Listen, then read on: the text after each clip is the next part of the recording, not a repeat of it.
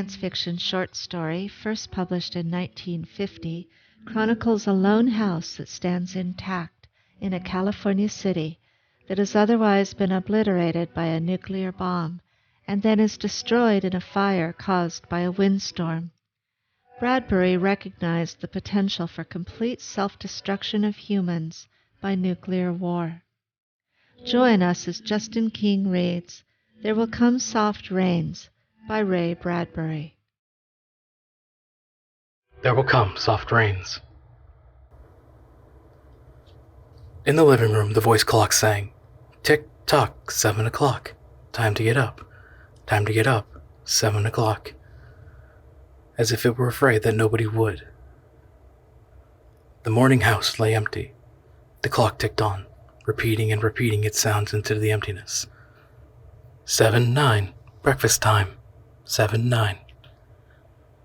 In the kitchen, the breakfast stove gave a hissing sigh and ejected from its warm interior 8 pieces of perfectly brown toast, 8 eggs sunny side up, 16 slices of bacon, 2 coffees, and 2 cool glasses of milk. "Today is August 4th, 2026, said a second voice from the kitchen ceiling. "In the city of Allendale, California." It repeated the date 3 times for memory's sake. "Today is Mr. Featherstone's birthday. Today is the anniversary of Tillita's marriage. Insurance is payable, as are the water, gas, and light bills." Somewhere on the walls, relays clicked. Memory tapes glided under electric eyes. 8-1, tick-tock. 8-1 o'clock. Off to school. Off to work. Run, run. 8-1. But no door slammed. No carpet took the soft tread of rubber heels. It was raining outside. The weather box on the front door sang quietly. "Rain, rain, go away. Umbrellas, raincoats for today." And the rain tapped on the empty house, echoing. Outside, the garage chimed and lifted its door to reveal the waiting car. After a long wait, the door swung down again. At 8:30, the eggs were shriveled and the toast was like stone. An aluminum wedge scraped them into the sink, where hot water whirled them down a metal throat which digested and flushed them away to the distant sea. The dirty dishes were dropped in a hot washer and emerged twinkling dry. 9:15, sang the clock. "Time to clean." Out of warrens in the bowl, tiny robot mice darted. The rooms were acrawl with the small cleaning animals, all rubber and metal. They thudded against chairs, whirled their mustache runners, kneading the rug nap, sucking gently at hidden dust. Then, like mysterious invaders, they popped into their burrows. Their pink electric eyes faded. The house was clean. 10 o'clock. The sun came out from behind the rain. The house stood alone in a city of rubble and ashes. This was the one house left standing. At night, the ruined city gave off a radioactive glow which could be seen for miles. 10:15. The garden sprinklers whirled up in golden founts, filling the soft morning air with scatterings of brightness. The water pelted window panes, running down the charred west side where the house had been burned, evenly free of its white paint. The entire west face of the house was black, save for 5 places. Here the silhouette and paint of a man mowing a lawn. Here, as in photograph, a woman bent to pick flowers. Still farther over, their images burned on wood in one titanic instant. A small boy, hands flung into the air, higher up. The image of a thrown ball, and opposite him a girl, hands raised to catch a ball which never came down. The 5 spots of paint, the man, the woman, the children, the ball, remained. The rest was a thin charcoal layer. The gentle sprinkler rain filled the garden with falling light. Until this day, how well the house had kept its peace. How carefully it had inquired, "Who goes there? What's the password?" And getting no answer from lonely foxes and whining cats. It had shut up its windows and drawn shades in an old maidenly preoccupation, with self-protection which bordered on a mechanical paranoia. It quivered at each sound, the house did. If a sparrow brushed a window, the shade snapped up. The bird, startled, flew off. No, not even a bird must touch the house. 12 noon. A dog whined, shivering, on the front porch. The front door recognized the dog voice and opened. The dog, once huge and fleshy, but now gone to bone and covered with sores, moved in and through the house, tracking mud. Behind it whirred angry mice, angry at having to pick up mud, angry at the inconvenience. For not a leaf fragment blew under the door, but with the wall panels flipped open, and the copper scrap rats flashed swiftly out. The offending dust, hair, or paper seized in miniature steel jaws was raced back to the burrows. There, down tubes which fed into the cellar, it was dropped into the sighing vent of an incinerator which sat like evil ball in a dark corner. The dog ran upstairs, hysterically yelping to each door, at last realizing, as the house realized, that only silence was there. It sniffed the air and scratched the kitchen door. Behind the door, the stove was making pancakes, which filled the house with a rich baked odor and the scent of maple syrup. Dog frothed at the mouth, lying on the floor, sniffing. Its eyes turned to fire. It ran wildly in circles, biting at its tail, spun in a frenzy, and died. It laid in the parlor for an hour. 2 o'clock, sang a voice. Delicately sensing decay at last, the regiments of mice hummed out as swiftly as blown gray leaves in an electrical wind. 2:15. The dog was gone. In the cellar, the incinerator glowed suddenly, and a whirl of sparks leapt up the chimney. 2:35. Bridge tables sprouted from patio walls. Playing cards fluttered onto pads in a shower of pips. Martinis manifested on an oaken bench with egg salad sandwiches. Music played, but the tables were silent, and the cards untouched. At 4 o'clock, the table folded like great butterflies back through the paneled walls. 4:30. The nursery walls glowed. Animals took shape. Yellow giraffes, blue lions, pink antelopes, lilac panthers cavorting in crystal substance. The walls were glass. They looked out upon color and fantasy. Hidden films clocked through well-oiled sprockets and the walls lived. The nursery floor was woven to resemble a crisp, cereal meadow. Over this ran aluminum cockroaches and iron crickets, and in the hot, still air, butterflies of delicate red tissue wavered among the sharp aroma of animal spores.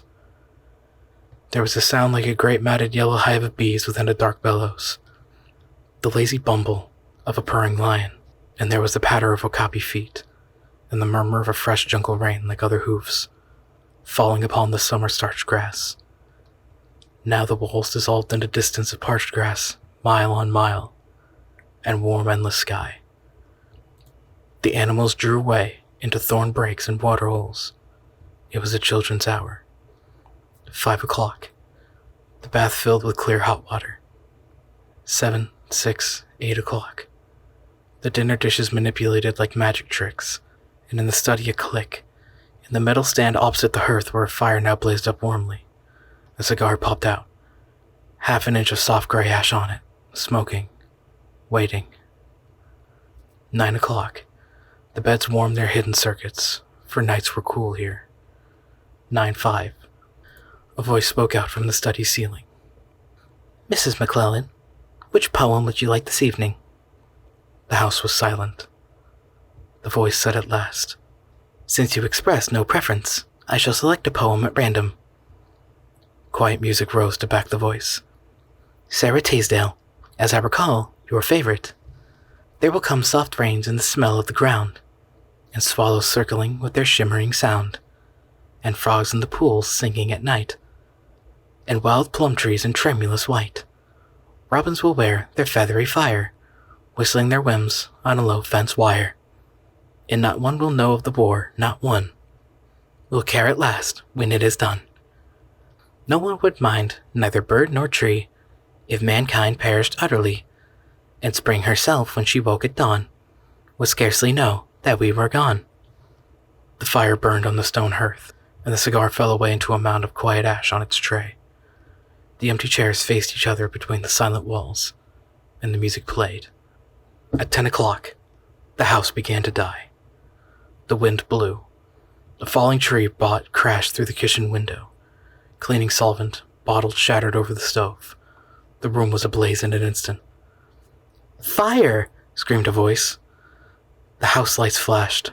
Water pumps shot water from the ceilings, but the solvent spread on the linoleum, licking, eating under the kitchen floor, while the voices took it up in chorus. Fire! Fire! Fire! The house gave ground as a fire and 10 billion angry sparks moved with flaming ease from room to room, and then up the stairs, while scurrying water rats squeaked from the walls, pistoled their water, and ran for more. And the wall sprays let down showers of mechanical rain. But too late. Somewhere, sighing, a pump shrugged to a stop. The quenching rain ceased. The reserve water supply which had filled baths and washed dishes for many quiet days was gone. The fire crackled up the stairs.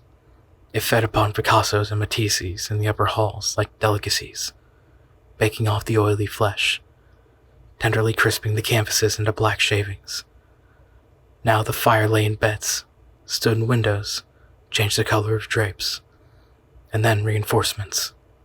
From attic trapdoors, blind robot faces peered down with faucet mouths gushing green chemical.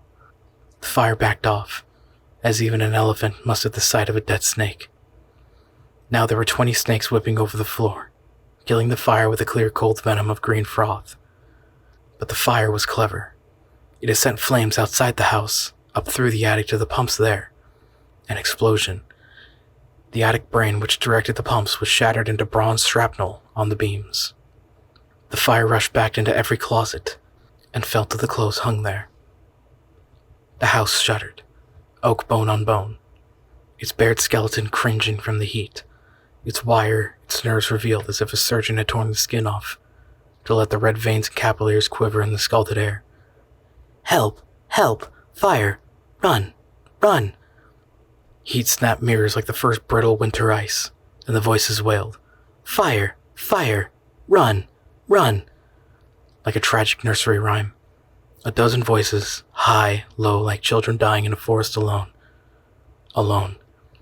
And the voices fading as the wires popped their sheathings like hot chestnuts. 1, 2, 3, 4, 5 voices died.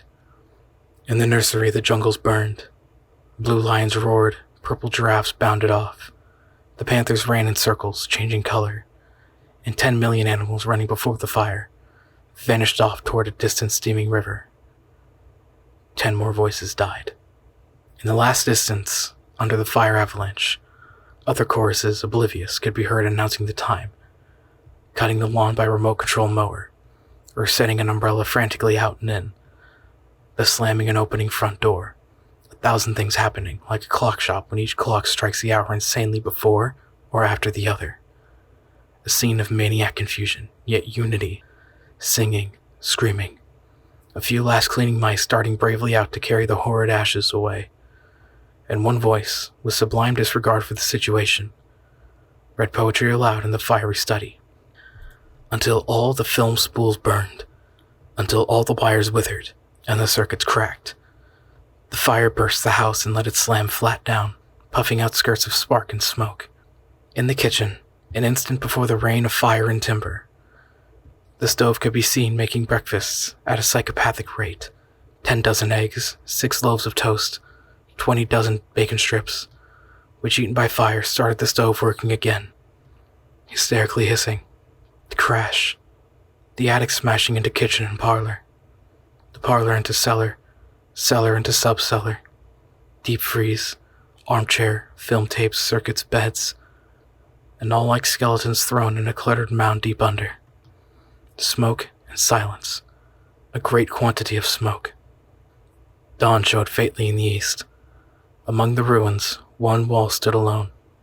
Within the wall, a last voice said, over and over, again and again, even as the sun rose to shine upon the heaped rubble and steam.